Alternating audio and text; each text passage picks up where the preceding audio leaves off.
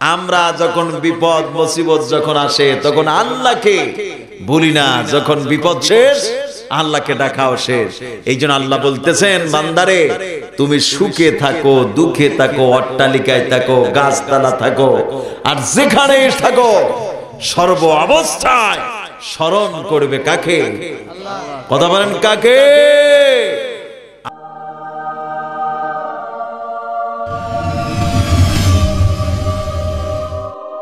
আল্লাহ খুশি হয়ে যাবে, তোমার উপর আল্লাহর রহমত নাজিল হয়ে যাবে। ঠিক কিনা বলেন? আপনারা এখানে যতগুলো মানুষ বসে আছেন, অবশ্যই এই মানুষগুলো জান্নাতের বাগিচায় বসে আছে। আলী কারামাল্লাহু ওয়াজহু থেকে হাদিস বর্ণনা এসেছেন, মাজালিসুল ইলমে রাউজাতুম মিন রিয়াজুল জান্নাহ, যেখানে কোরআনের আলোচনা করা হয়, কোরআনের বায়ান হয়, কোরআনের তাফসীর হয়, কোরআনের তাকরার হয়, সেই জায়গা জান্নাতের টুকরায় পরিগণিত হয়ে যায়। সুবহানাল্লাহ বলবেন না? তাহলে আমরা কোথায় বসে আছি? জান্নাতের মধ্যে। আর জান্নাতের মধ্যে থাকে কারা? জান্নাতি মানুষেরা। সুবহানাল্লাহ বলবেন না? জান্নাতের মধ্যে একমাত্র জান্নাতি মানুষ ছাড়া জান্নাতের মধ্যে থাকতে পারে না। আজকে এখানে আসতে পেরেছেন, এটা আল্লাহর ভিডিও দ্বারা এটা ভিডিও করা হচ্ছে। এটা হতে পারে আপনার জন্য একটা বড় সফলতা, জান্নাত পাওয়ার জন্য। ঠিক কিনা বলেন? জোরে ঠিক কিনা? জীবনে কত জায়গায় কাটিয়েছি, কত জায়গায় সময় নষ্ট করেছি, কিন্তু আজকের এই তাফসীর কোরআন মাহফিলে এসেছেন, আল্লাহর রহমতের ফেরেশতাগুলো আপনার নামগুলো আল্লাহর খাতায় লিখে লিখে দিচ্ছে। অমুক বাড়ির অমুক ব্যক্তি তোমার কোরআনের মাহফিলে গিয়েছে, আল্লাহ নামটা তোমার দপ্তরে লিখে নাও। সুবহানাল্লাহ বলেন? তাহলে এর চাইতে বড় সৌভাগ্যবান জায়গা, নিয়ামতপূর্ণ জায়গা আল্লাহর জমিনে আর কোথাও হতে। এখানে যতক্ষণ থাকবেন আল্লাহ তাআলার আসমান থেকে জমিন পর্যন্ত নূরে সাকিনা অবতীর্ণ হবে। বলেন সুবহানাল্লাহ, জবান সুবহানাল্লাহ। তাহলে আমরা মুসলমানের সন্তান, আমরা কোরআনের সঙ্গে আমাদের সম্পর্ক, আমরা থাকবো কোরআন নিয়ে। আমরা কি নিয়ে থাকবো? কোরআন নিয়ে। কিন্তু এই মুসলমানের সন্তানেরা এই যে আসতেছে একটা রাত, কি রাত? 31st নাইট আসতেছে, এই শুরু হয়ে যাচ্ছে। দেখেন মুসলমানদের সন্তানদের কি যে কারু কারবার দেখতে পারবেন, যেটা ইহুদি খ্রিস্টান নাসারারা এই দিবস এই বছরের জন্ম দিয়েছে, তাদের দিবসগুলো আমরা কিন্তু জাঁকজমক ভাবে, বেহায়াপনা, উলঙ্গপনা ভাবে আমরা এটাকে বরণ করি। ঠিক কিনা বলেন? জোরে বলেন ঠিক কিনা? আমার বন্ধুগণ, অথচ মুসলমানদের কলিজার নববর্ষের মাস হলো মুহররম মাস। এই মাস কখন আসে কখন যায় মুসলমানের সন্তানেরা বলতে পারে না। এর চাইতে দুর্ভাগা কপাল পোড়া জাতি আর কে হতে পারে? আমার বন্ধুগণ, এই যে বৈশাখ মাস, বাঙালি জাতির যে নববর্ষের মাস, বৈশাখকে ঢাক ঢোল বাজায়া কিভাবে উৎসব করে, পান্থাবাতের ল্যাংটা আয়োজন করে। ঠিক কিনা বলেন? আর কি যে গান গালা শুরু করে দেয়, কয় দেখা হবেই হবে। বৈশাখে দেখা হবেই হবে বটমূলে, কি যে গান শুরু করে দিচ্ছে। আরে বৈশাখ মাস আমাদের দিলটা কি? বৈশাখ মাস যখন আসে, বৈশাখ মাস বলতেছে এত জাকজমক ভাবে আমাকে বরণ করে নিচ্ছ, খুব বুঝি খুশি হয়েছো, ঘরের বান্নন গুলো শক্ত করো, খুঁটিগুলো বদলাও, এবার তোমাদের উপহার দেব 280 কিলোমিটার বেগে ঝড় তুফান। ঠিক কিনা বলে? জোরে বলেন ঠিক কিনা? আল্লাহ পাক এই জন্য মাস দিয়েছেন, কোন মাসকে তোমরা বরণ করবে, উৎসব করবে। আল্লাহ পাক এই জন্য হিজরি নববর্ষের মাস হলো মুহররম মাস। বলেন সুবহানাল্লাহ, জোরে আল্লাহু আকবার। অথচ সেই মাস সম্পর্কে সরকারি ভাবে হোক আর বেসরকারি ভাবে হোক, সেই মাসকে বরণ করা হয় না। ঠিক কিনা বলেন? জোরে ঠিক কিনা? আমার এই 39 ডে ফার্স্ট ডে যে দিনটা আসতেছে, কি যে অবস্থা হবে বুঝতেই পারছি। আমি যে হাদিসটা বলতেছিলাম যেখানে নূরে সাকিনা অবতীর্ণ হবে, আমার বন্ধুগণ নবীজি একদিন সফরে বের হলেন। মানুষ কিন্তু সফর করলে ক্লান্ত হয়ে যায়, ক্ষুধার্ত হয়ে যায়, পেরেশান হয়ে যায়, ঠিক কিনা বলেন? জোরে বলেন ঠিক কিনা? আমার বন্ধুগণ যারা এই বগুড়া কাহালু এলাকা থেকে, যারা চট্টগ্রাম, যারা সিলেট ভ্রমণ করেছেন, তারা সবচাইতে ভালো বুঝবেন। আমার বন্ধুগণ সফর করলে কিন্তু মানুষ অত্যন্ত ক্লান্ত দুর্বল হয়ে পড়ে। আমার প্রিয় ভাইয়েরা, নবীজি লম্বা চওড়া সফর শেষ করে ক্ষুধার্ত এবং ক্লান্ত হয়ে মা আয়েশার কাছে ফিরে আসলেন। সুবহানাল্লাহ পড়েন। আম্মা জান আয়েশা নবীজির চেহারার দিকে তাকিয়েই দেখতে পাচ্ছেন নবীজির চেহারার মধ্যে ক্ষুধার্তের ভাব ফুটে উঠেছে। নবীজি ক্লান্ত এবং দুর্বল তার চেহারার মধ্যেই ফুটে উঠেছে। আমার বন্ধুগণ নবীজি তখন আয়েশাকে বললেন, আয়েশা রে, তোমার ঘরে কি কোনো খাবারের ব্যবস্থা আছে? আম্মা জান আয়েশা তখন থমকে দাঁড়িয়ে গেলেন, কারণ আয়েশার ঘরে কোনো খাবার ছিল না। আমার বন্ধুগণ মা আয়েশা তখন আল্লাহর দরবারে দুটি হাত তুলে ফরিয়াদ জানালেন, হায় আল্লাহ তাআলা, বিশ্ব নবী এমন একটা সময়, এমন একটা মুহূর্তে আমার কাছে খাবারের জন্য নিবেদন করেছেন, আমার ঘরে কোনো খাবার নাই, বিশ্ব নবীকে কি দিয়ে আমি আপ্যায়ন করি? আমার বন্ধুগণ আম্মা জান আয়েশা আল্লাহর দরবারে এইভাবে ফরিয়াদ করতে লাগলেন। আল্লাহ রাব্বুল আলামিন জিবরাইল আমিনকে প্রেরণ করলেন, ও জিবরাইল আমিন, তুমি আমার হাবিবের জন্য এই মুহূর্তে নবীজি ক্ষুধার্ত অবস্থায় যে খাবারটা পছন্দ করেন, আমার বন্ধুগণ জিবরাইলকে বললেন, তুমি সেই খাবারটা মা আয়েশার ঘরে নিয়ে যাও। সুবহানাল্লাহ বলেন। আমার বন্ধুগণ জিবরাইল আলাইহিস সালাতু ওয়াস সালাম জান্নাত থেকে আজওয়া খেজুর নিয়ে আসলেন, কারণ আমার নবীজি যখন ক্ষুধার্ত হয়ে পড়েন তখন নবীজি বেশি বেশি আজওয়া খেজুর খেতেন। আমার বন্ধুগণ জিবরাইল আলাইহিস সালাতু ওয়াস সালাম আয়েশার ঘরে জান্নাতে আজওয়া খেজুর নিয়ে এসে খাবার পাত্রে রেখে দিলেন। আম্মা জান আয়েশা ঘরের মধ্যে খেজুরের সুগন্ধি আয়েশার নাকে লাগছে, বলেন সুবহানাল্লাহ। আমার প্রিয় বন্ধুগণ এমনটির সময় আয়েশা সিদ্দিকা রাদিয়াল্লাহু তাআলা আনহা খাবার পাত্রের দিকে নজর করে দেখতে পারলেন খাবার পাত্রে অসংখ্য জান্নাতের আজওয়া খেজুর এসে ভরপুর হয়েছে। কি আমল ছিল, কি ইলম ছিল! জান্নাতের খাবার, এটা কি চারটিখানি কথা? আমার বন্ধুগণ মনে পড়ে যায় এই জন্য রাসূলের রওজার পাশে রওজাতুম মিন রিয়াদুল জান্নাতের মধ্যে যারা ঢুকেছেন, মদিনাতেও ভাইয়ের সাথে দেখা, মক্কাতেও ভাইয়ের সাথে অনেকবার দেখা, সুবহানাল্লাহ বলেন। এই রওজার মধ্যে যখন ঢুকে পড়লাম ওখানকার মুয়াজ্জিন সাহেবের সঙ্গে আমাদের সাক্ষাৎ হলো, সুবহানাল্লাহ বলেন। মুয়াজ্জিন সাহেব এত ভালো মানুষ, আজও যেই জায়গায় দাঁড়িয়ে দাঁড়িয়ে হযরতে বিলাল আযান দিতেন, সেই বিলালের মিনারা কিন্তু এখনো অমনি অবস্থায় রাখা হয়েছে, এত সুন্দর করে উঁচু ভাবে রাখা হয়েছে, সেখানেই কিন্তু সেই বিলালের আযান এখনো হয়ে যায়। সুবহানাল্লাহ বলবেন না? আমার বন্ধুগণ মুয়াজ্জিন সাহেব যখন আযান দিলেন, নামাজ যখন শেষ হলো, আমরা ছিলাম রওজাতুম মিন রিয়াদুল জান্নাতের ভিতরে রাসূলের রওজার সঙ্গে, বলেন সুবহানাল্লাহ। একবারে রাসূলের রওজার সাথে বসে মুয়াজ্জিন সাহেব যখন আসলো, মোলাকাত করলাম, উনি আমাদেরকে কিছুক্ষণ সময় দিলেন, সুবহানাল্লাহ বলেন।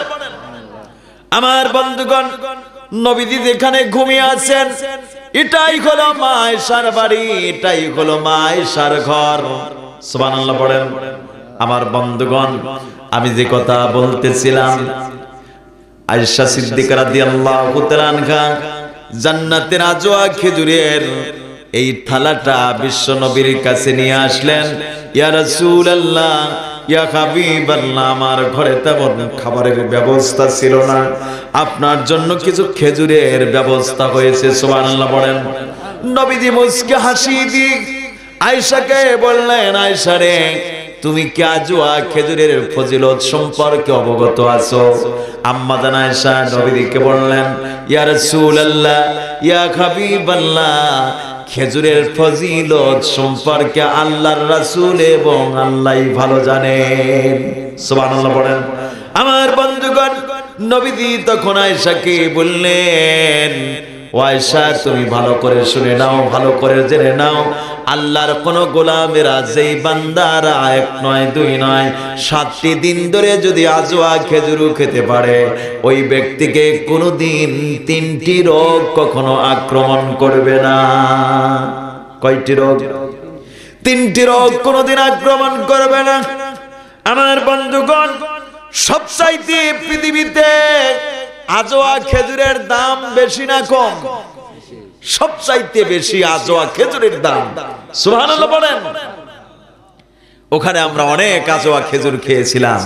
মদিনাওয়ালা মক্কাওয়ালা মানুষেরা কি আপ্যায়ন! দোকানে যাবেন, আপনার হাজীদেরকে বলবি, হাজি হাজি খাও, কুল্লু ফিরি ফিরি খাও। মানে ওখানে দোকানে গেলে আপনি যত খেতে পারেন আপনি খাবেন, কোনো বাধা নাই। সুবহানাল্লাহ বলেন। আমরা আয়েশা সিদ্দিকা রাদিয়াল্লাহু তাআলা আনহার মসজিদে যখন গেলাম, ওখানে আমাদের বাঙালি, আমার সাথে ছিলেন মাওলানা গোলাম আজম শহীদুল ইসলাম ভাইরাও গিয়েছিলেন। তো ওই খেজুরের আপনার যে কাঁদিগুলো দেখে মন জুড়িয়ে যায়। কি অবস্থা দেখেন, একই গাছে কত খেজুর পাইতেছে, আবার কত কাঁচা, এরকম অবস্থা। সুবহানাল্লাহ পড়েন। তো গোলাম আজম বলতেছে, খেজুর খাবার খুব ইচ্ছে হচ্ছে। তাই বললাম যে আগেই যান, খেজুরের মাথায় হাত দিবি না, আগে শুনে নে। তো দেখি যে ওখানকার যে কর্মচারী কিছু ছিল আমাদের বাঙালি, আমরা বললাম যে ভাই, ও দেশি ভাই, তো এগিয়ে আসলো। আসার পরে ও বুঝতেই পারছে, ভাই এখানে যত খেজুর আছে সব খাবেন, সমস্যা নাই, এখানে সবার জন্য, হাজীদের জন্য সব ফ্রি, আপনারা খেতে পারেন। সুবহানাল্লাহ পড়েন, আল্লাহু আকবার। মক্কাতেও মদিনাতেও যত খেজুরের বাগান আছে যাবেন, হাজিরা খাবে, সবার জন্য ফ্রি। এমনকি মদিনার মেয়েরা, মদিনার মানুষেরা কত সুন্দর সুন্দর পিঠাগুলো বানায়া বানায়া হাজীদের খেদমতে নিয়ে আসে। হাজি হাজি নাও হাদিয়া হাদিয়া, এরকম ভাবে তারা হাজীদেরকে আপ্যায়ন করে। আমি যখন মক্কাতে আপনার বাইতুল্লাহ শরীফ থেকে বাদশার বাড়ি দিয়ে যখন পৌরসভার ওই ক্যানেল দিয়ে জমরার যে রাস্তা, ওই রাস্তায় যেতেছিলাম, হঠাৎ করে একজন হাজি আপনার মাইকে ওখানে থামিয়ে ব্রেক করে আমাকে ইশারা করছে, ইয়া হাজি ইজহাব। আমি আসলাম, তখন আমাকে বলতেছে, ওই প্যাকেট বাইক করে দিয়ে বলতেছে, এটা নেন। তো আমাকে বলছে, এটা হাদিয়া হাদিয়া, এটা হাদিয়া, কমপক্ষে 7-8 কেজি ওজন। সুবহানাল্লাহ পড়েন। আমি চিন্তা করলাম এলোগুলো দিল, তো বের করে দেখি যে খেজুরের পিঠা। সুবহানাল্লাহ পড়েন। জীবনে তো খাই নাই, জীবনে দেখি উড়াই, এত যে মজা। এখন নিয়ে এসে আমার রুমের আশেপাশে যে হাজীদের ছিল ওদেরকে নিয়ে যখন বন্টন করলাম, সবাই বলছে, আরে এ কি সুস্বাদু, কি অমায়িক খাবার। সুবহানাল্লাহ পড়েন। প্রত্যেকটা রাস্তায় হাজীদের আপ্যায়নের জন্য ফল নিয়ে দাঁড়িয়ে আছে, পানি নিয়ে দাঁড়িয়ে আছে, খেজুর নিয়ে দাঁড়িয়ে আছে। সুবহানাল্লাহ পড়েন। কিন্তু যেখানেই যাবেন বাঙালি আর পাকিস্তানি সবচাইতে বেশি ভিড় জমায়। আমি লক্ষ্য করছি। আরাফার ময়দানে যখন গেলাম, অনেকে খাবারের জন্য দৌড়াদৌড়ি করে, খাবারের জন্য মারছে দৌড়। আমি হাজীদেরকে বলি, দৌড়াবেন না, খাবারের পিছে যাবেন না, খাবার আপনার পিছনে দৌড়াবে। সুবহানাল্লাহ বলেন। এখন দেখা গেল কি, ওরা দৌড়ায় দৌড়ায় দৌড়ায় কিছু কিছু পায়, কিন্তু দেখা যায় যারা দৌড়ায় না, একিনের সাথে যারা আল্লাহকে খুশি করার জন্য থাকে, তাদের কাছে খাবার নিয়ে ভরপুর। আমি এত কার্টনকে কার্টন আপনার এই ফলের জুস, তারপরে আপনার প্লোয়া থেকে শুরু করে ছাতা মাথা থেকে শুরু করে এত যে আমাকে দিছিল, আমি আমার যে তাবুর মধ্যে কমপক্ষে 200 হাজি, আমি ওদেরকে যে দুধের যে শরবত গুলো, এগুলো কার্টুন কার্টুন আমি নিয়ে আসছি। সবাই আমাকে বলে দে কি ব্যাপার মাওলানা, আপনি এত কোত্থেকে নিয়ে আসেন? আমি যেখানেই গেছি আমি খাবার হয়তো এরকম টাককে টাক আসতেছে, দৌড়াচ্ছে আর পিছনে অনেকেই। আমি মানা করি এগুলো দৌড়াবেন না, কারণ এখানে খাবারের কোনো অভাব নাই। সুবহানাল্লাহ পড়েন। এটা দৌড়ানো আমার মনের মধ্যে সংকীর্ণতা। দেখেন কি অবস্থা ওই বছরে, এই বছরে ও যে ভাইজান ছিল আরাফার ময়দানে, আমরা যখন আসরের নামাজের আগে জোহরের নামাজের পরে আমরা পাহাড়ের গুহায় সেখানে গেলাম বিচ্ছিন্ন অবস্থায়। সেখানে আমরা কান্নাকাটি শুরু করেছি, তাসবিহ তাহলিল, এত প্রচন্ড বেগে সেখানে তাপ প্রবাহিত হচ্ছে। হঠাৎ করে কোত্থেকে এক টুকরা মেঘ আসলো। ভাই ঠিক কিনা? একেবারে অল্প মেঘ। আমি আশ্চর্য হয়ে পড়লাম, সামান্য মেঘ এসে ওই সূর্যটা ঢেকে নিল। আমি তখন আলহামদুলিল্লাহ, শুকরান আল্লাহ, তুমি কত বড় দয়ালু, কত বড় মেহেরবান। লক্ষ লক্ষ কোটি কোটি হাজীকে তুমি এভাবে ছায়া দান করলে আল্লাহ, তোমার শুকরিয়া আদায় করে শেষ করা যাবে না। ছায়া দিচ্ছে, গোটা আরাফার ময়দান ছায়াতে ভরপুর। এই ছোট্ট মেঘ কিছুক্ষণের মধ্যে এমন একটু ডাকাটাকে শুরু করলো। ডাকতে ডাকতে হঠাৎ করে একটু বিদ্যুৎ চমকালো, তারপরে প্রবল ধারায় বৃষ্টি প্রবাহিত হচ্ছে। এমন বৃষ্টি হলো, বৃষ্টির মধ্যে ভিজা এক পর্যায়ে দেখা গেল যে একটু কাঁপুনি আসলো। সুবহানাল্লাহ পড়েন। খুব ভালো লেগেছিল ওই দিন, কারণ সৌদি আরবে বৃষ্টি যখনই হবে তখন সৌদির মানুষেরা সবচাইতে বেশি খুশি হয়ে যায়। সুবহানাল্লাহ পড়েন। সৌদির মানুষেরা বাইরে চলে আসে বৃষ্টির পানির জন্য। সুবহানাল্লাহ পড়বেন না? আর হজ কবুলের এটাও একটা নিদর্শন। সুবহানাল্লাহ পড়েন। আমরা ওদিনে বৃষ্টি পেয়েছি, মিনার একদিন বৃষ্টি পেয়েছি, এবং বিদায়ে তাওয়াফ যেটা করতে গিয়েছি, বিদায় তাওয়াফ শেষ করেছি মক্কা শরীফ থেকে বাদশার বাড়িতে, ওখানে যখন আসলাম তখন বৃষ্টি শুরু হয়েছে। সুবহানাল্লাহ পড়েন। আল্লাহু আকবার। তো আমি যে কথা বলতেছিলাম, আম্মা জান আয়েশার ঘরে জান্নাতের খাবার রাসূলের কাছে নিয়ে আসলেন। রাসূল বলতেছেন, আয়েশা জেনে রাখো এই খেজুরের কি নিয়ামত, কি বরকত, একটু শুনে নাও। আল্লাহর কোন গোলাম যদি 7টি দিন এই খেজুর খেতে পারে, তার কোনদিন 3টি রোগ আক্রমণ করবে না। সুবহানাল্লাহ পড়বেন না? আমার বন্ধুগণ, নবীজি বললেন, আজওয়া খেজুর খেলে পারে তার ক্যান্সার হবে না, ডায়াবেটিস হবে না, তার কোনোদিন হার্টের প্রবলেম হবে না। সুবহানাল্লাহ পড়বেন না? আমার রাসূল কত বড় সায়েন্টিফিক ছিলেন। আমার বন্ধুগণ, নবীজি যা বলেছেন বিজ্ঞান সম্মত কথা বলেছেন। বর্তমান মেডিকেল সায়েন্স প্রমাণ করেছেন, মুসলমানদের যখন রমজান শরীফ এসে যায়, আমরা কিন্তু রমজানুল মুবারকের মাসে দেখবেন যখন ইফতারের আগ মুহূর্তে কিন্তু আমরা খেজুর নিয়ে ব্যস্ত হয়ে পড়ি। ঠিক কিনা বলে? জোরে বলেন ঠিক কিনা? আমরা খেজুর দ্বারা কিন্তু ইফতার শুরু করে দেই। মেডিকেল সায়েন্স প্রমাণ করলেন কেন মুসলমানেরা খেজুর খায়, আর নবীজি কেনই বা খেজুরের কথা বলেছেন। মেডিকেল সায়েন্স প্রমাণ করে দেখলো, গবেষণা করে দেখেছেন, একজন মানুষ যখন সারাদিন না খেয়ে থাকে তার শরীরের অসংখ্য শর্করা ঘাটতি হয়ে যায়, অসংখ্য ক্যালোরি কমে যায়। রাসূলুল্লাহ সাল্লাল্লাহু আলাইহি ওয়াসাল্লাম যে কথা বলেছেন, মেডিকেল সায়েন্স দেখলো খেজুর খাওয়ার সঙ্গে সঙ্গে ওই বান্দার সমস্ত ক্যালোরি এবং শর্করা পূর্ণ হয়ে যায়। সুবহানাল্লাহ পড়বেন না? তাহলে খেজুরের মধ্যে কি পরিমাণ আয়রন আল্লাহ পাক দিয়েছে। আমার বন্ধুগণ, এবার দেখা গেল নবীদের কাছে খেজুর নিয়ে আসলেন। আল্লাহর নবী খেজুরগুলো খেলেন, আয়েশা খেলেন। এমনটি সময় নবীজি আয়েশাকে বললেন, আয়েশা রে, তুমি একটু আমার জন্য বিশ্রামের ব্যবস্থা করে দাও। আমার বন্ধুগণ, আম্মা জান আয়েশা নবীজির বিশ্রামের জন্য একটা খেজুর চাটার খাকিয়া বিছিয়ে দিলেন। আমার নবীজি খেজুর চাটার বিছানার উপর শুয়ে আছে, বিশ্রাম নিচ্ছেন। এমনটি সময় আয়েশা ফলো করলেন নবীজি খেজুর চাটার বিছানার উপর ঘুমানো, আর কে যেন নবীজির শিহরে বসে বসে পাখা দিয়ে বাতাস করছে। সুবহানাল্লাহ পড়বেন না? আমার বন্ধুগণ, আম্মা জান আয়েশার সাহায্য হয়ে পড়লেন।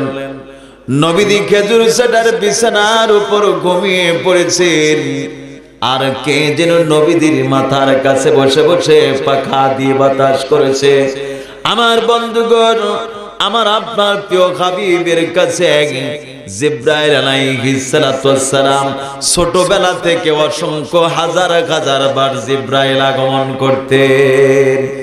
নবীজি কিছুক্ষণ পরে বিশ্রাম শেষে ঘুম ভেঙে গেল।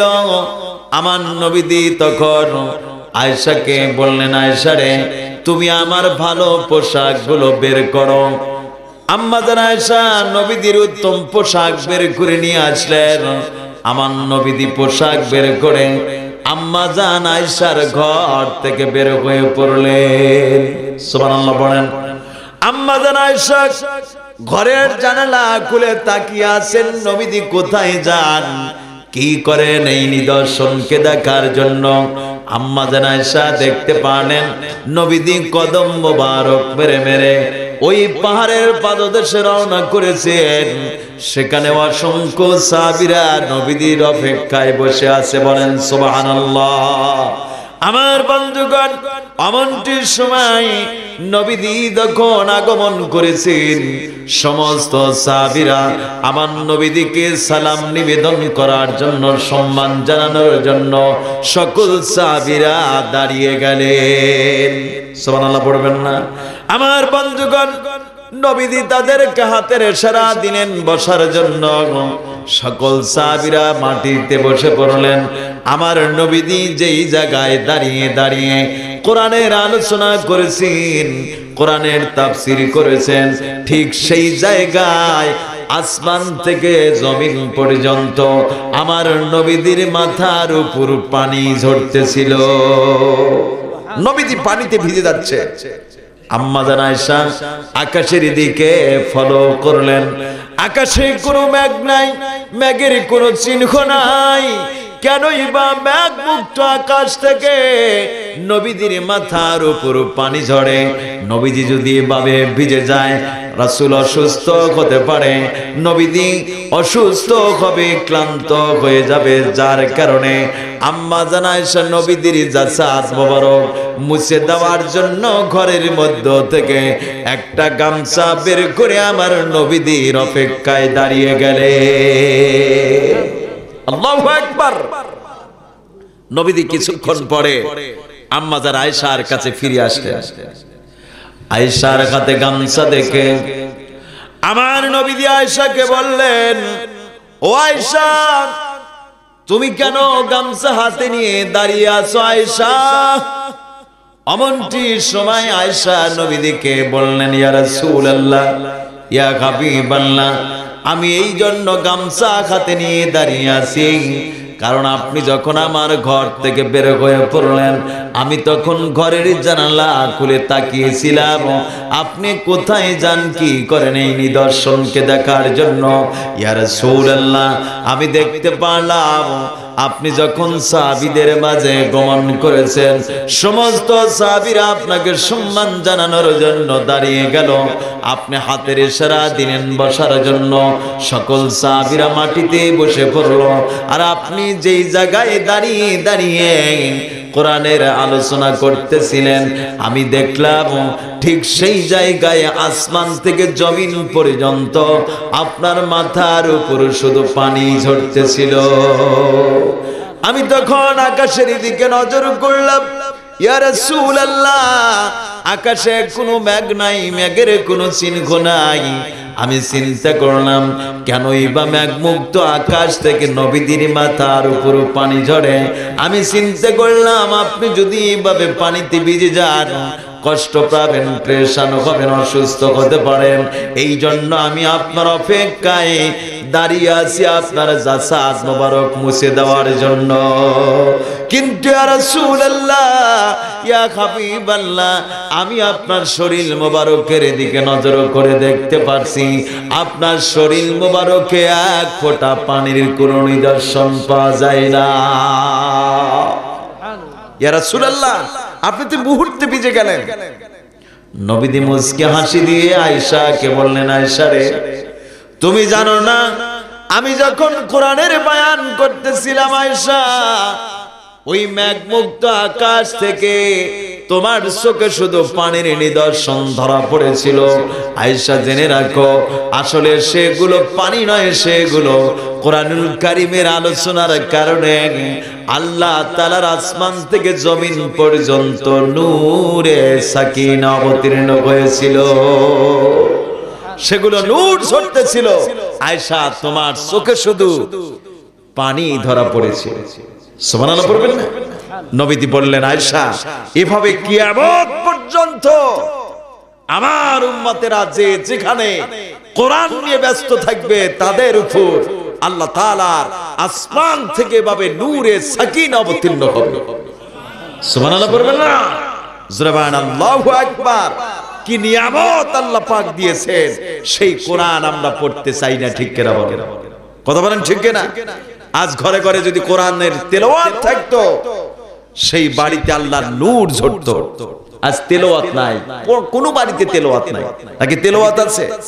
আরে দুঃখ লাগে, কষ্ট লাগে। তেলাওয়াত কিসের চলছে? ওই জি বাংলার প্যানপ্যানানি, ঠিক কিনা বলে?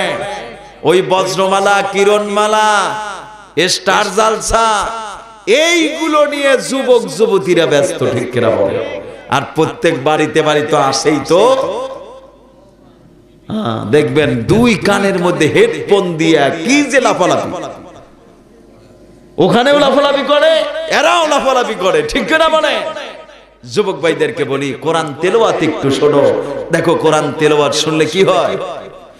ইন্নামাল মুমিনুনা আল্লাযীনা ইযা যুকিরাল্লাহু وَجِلَتْ قُلُوبُهُمْ وَإِذَا تُلِيَتْ عَلَيْهِمْ زَادَتْهُمْ إِيمَانًا। আল্লাহু আকবার। মুমিন তো তারাই যখন আল্লাহর কালাম তেলাওয়াত করে তখন তাদের অন্তরাত্মার ভিতর প্রকম্পিত হতে থাকে। সুবহানাল্লাহ পড়বেন না? শুধু তাই নয়, আমি ওদের ঈমানকে সম্প্রসারিত করে দেই, আমি বিস্তীর্ণ করে দেই ওদের ঈমান। সুবহানাল্লাহ পড়বেন না?